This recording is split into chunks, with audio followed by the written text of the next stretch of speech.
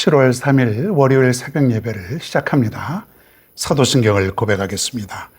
전능하사 천지를 만드신 하나님 아버지를 내가 믿사오며 그 외아들 우리 주 예수 그리스도를 믿사오니 이는 성령으로 잉태하사 동정녀 마리에게 나시고 본디오 빌라도에게 고난을 받으사 십자가에 못 박혀 죽으시고 장사한 지 사흘 만에 죽은 자 가운데서 다시 살아나시며 하늘에 오르사 전능하신 하나님 우편에 앉아 계시다가 저리로서 산 자와 죽은 자를 심판하러 오시리라. 성령을 믿사오며 거룩한 공예와 성도가 서로 교통하는 것과 죄를 사하여 주시는 것과 몸이 다시 사는 것과 영원히 사는 것을 믿사옵나이다. 아멘. 성경 말씀 사무엘하 7장 1절로 3절입니다. 사무엘하 7장 1절부터 3절 제가 읽겠습니다.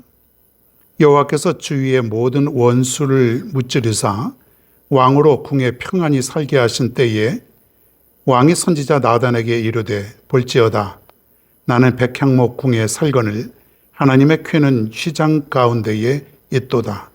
나단이 왕께 아뢰되 여호와께서 왕과 함께 계시니 마음에 있는 모든 것을 행하소서 하니라. 아멘. 성전 건축을 준비하는 다윗, 이런 제목으로 이 아침에 말씀을 전합니다. 어저께는 우리 교회가 창립 24주년을 우리가 기쁨과 감사로 예배를 드렸습니다. 여러분 평생에 성전을 건축할 수 있는 그런 기회가 얼마나 있겠습니까? 정말로 하나님의 전을 건축하고 그리고 그 안에서 예배드리고 정말 하나님 앞에 건축 헌금을 드려가면서 아름다운 적거나 크거나 상관없이 그런 교회를 봉헌할 때에 얼마나 기쁘겠습니까? 얼마나 기쁘겠습니까? 이제 평화의 시대가 돌입을 했습니다. 이 다윗의 시대는 전쟁을 하는 것마다 다 승리했고요.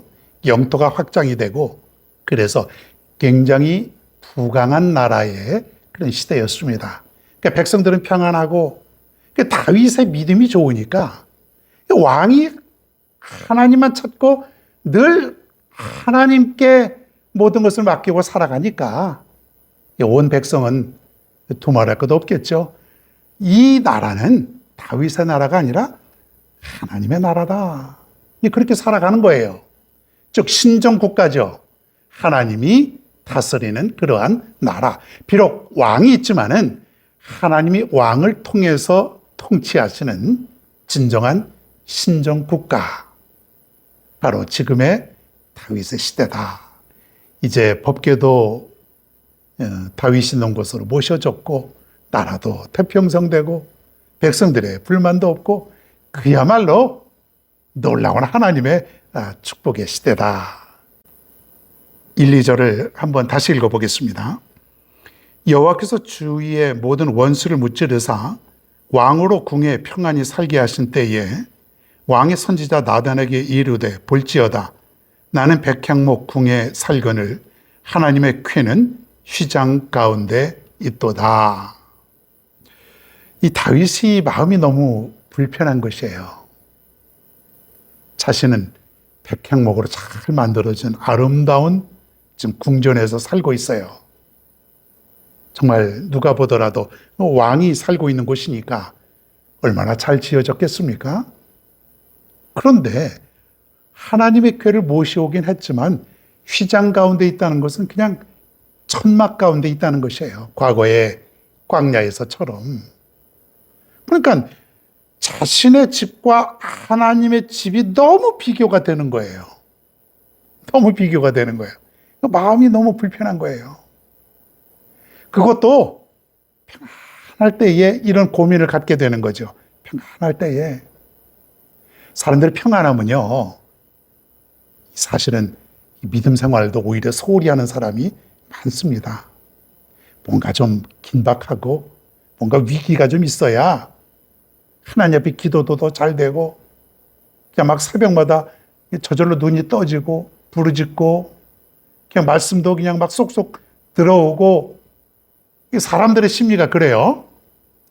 저 외국 같은 데는 어떤 나라에 보면은 막 지진 나고 막 전쟁 나고 그러면은 교회 사람들이 많이 몰려 들어온답니다. 더 기도하고 더 예배 드리고 무서우니까 하나님 앞에 잘 나오는 거예요. 그냥 놀러 다니고 교회도 안 다니고 뭐 그러다가 전쟁에 막 자신의 자녀들이 막 그 전쟁터에 참여하고 또 막 지진이 나고 나라 정세가 불안하고 그럴 때는 교회 나와서 믿음생활 잘하고 그러는 경우를 참 많이 우리가 보게 됩니다. 우리도 좀 비슷하죠. 아주 편안하고 그냥 돈도 잘 벌고 아무 문제 없으면은 놀러 나갈까, 뭐 이거나 좀 해볼까, 사람들이나 좀 만날까, 좀 그런 좀 그 여유를 부리게 돼요. 그렇기 때문에 오히려 하나님을 생각하는 마음은 위기의 때, 좀 고난의 때, 그때 하나님을 더 섬기게 되죠. 자, 그런데 이 다윗은 아주 평안한 때에, 정말 너무너무 평안한 때에, 아무런 근심 걱정이 없을 그때에 고민이 있었는데 뭐냐면, 하나님의 전이 지금 없어서, 성전이 없어서 저 법궤가 아무렇게나 그냥 휘장 속에 모셔져 있는 게 너무 가슴이 아픈 것이에요. 사랑하는 여러분, 우리도 이런 마음이 좀 있어야 될 줄로 믿습니다. 그래서 오늘 우리가 한번 살펴볼 것은 뭐냐면 항상 하나님의 은혜 속에 있다고 하는 것, 내가 하나님의 은혜에 있다고 하는 것, 이 의식을 가지고 살아라는 얘기예요. 그래야 내 믿음이 흔들리질 않습니다. 나태해지지 않고요. 내가 지금 이렇게 살고 있는 것은, 내가 지금까지 이렇게 은혜를 받고 있는 것은 하나님 때문이다. 이것을 한순간도 놓치지 말라는 거예요. 내가 나태해지고 내가 자칫 하나님 말씀대로 살지 않으면 내가 이 은혜를 입을 수가 없다고 하는 그런 마음이 우리에게 있어야 되는 거예요. 그러지 못하니까 그저 내가 열심히 살았기 때문에 내 능력이 있어서 그렇게 되어진 줄 알고 살아간다면 자칫 또 위기가 찾아오게 될 수 있다. 무엇이든지 하나님의 은혜예요. 밥을 먹어도 하나님의 은혜예요. 이 밥을 내가 먹을 수 있도록 하나님의 은혜를 주셨다. 건강의 축복을 주심을 또 우리가 감사하고 나에게 생명 주신 은혜를 또 생각하고, 그러니까 생각할 때마다 이 은혜를 받았다고 하는 이 의식이 있어야 된다는 거예요. 가끔 가다가 아니라요. 항상. 이게 다윗은 이 은혜를 입었을 때에 하나님의 전이 없는 것을 안타까워하고 그리고 하나님의 전을 짓고 싶은 그런 마음이 들었다는 거예요. 이게 뭐예요? 지금 이 나라를 이렇게 해주신 것, 지금 나를 이렇게 왕으로 굳건히 세워주신 것, 지난 수십 년 동안 어려움 겪은 그 와중에서도 하나님께서 여기까지 나를 지켜주신 것, 이게 뭐예요? 다 은혜라고 하는 거예요. 그 은혜를 생각하니까 하나님의 전이 없는 것에 대한 안타까움이 있다는 것이죠. 여러분, 이런 마음이 우리에게 있어야 될 줄로 믿습니다. 비록 다윗은 하나님으로부터 하나님의 전을 건축하는 것을 허락을 받지를 못합니다. 다윗의 때에 하나님이 하나님의 성전을 건축하는 것을 원치 않았어요. 잘 아시는 대로 다윗의 아들인 솔로몬의 때에 하나님의 성전이 건축이 되지 않습니까? 그럼에도 불구하고 다윗은 그 마음을 하나님께 드리고 싶은 것이에요. 비록 하나님으로부터 거절은 당했지만은 내가 이것을 하나님께 드리고 싶은, 하나님의 전을 건축하고 싶은 그 마음이 다윗에게는 간절했다. 이게 왜 그럴까요? 하나님의 은혜를 깨닫는 자만이 이러한 마음을 가질 수 있다는 것이에요. 하나님의 은혜를 깨닫는 사람은 무언가 하고 싶어요. 자꾸만 더 하고 싶어요. 내가 봉사하고 싶고 또 전도도 하고 싶고 비록 내가 여의치는 않지만 하나님 앞에 헌금도 좀 드리고 싶고, 내가 건강도 아주 안 좋은데 몸이 말을 안 들어요. 그런데 전도하고 싶어요. 나 같은 영혼, 불쌍한 영혼도 하나님께서 살려주셨는데 저 하나님을 모르는 저 불쌍한 영혼을 참 전도하고 싶어요. 근데 내가 건강이 너무 안 좋아서 전도하기가 쉽지 않아요.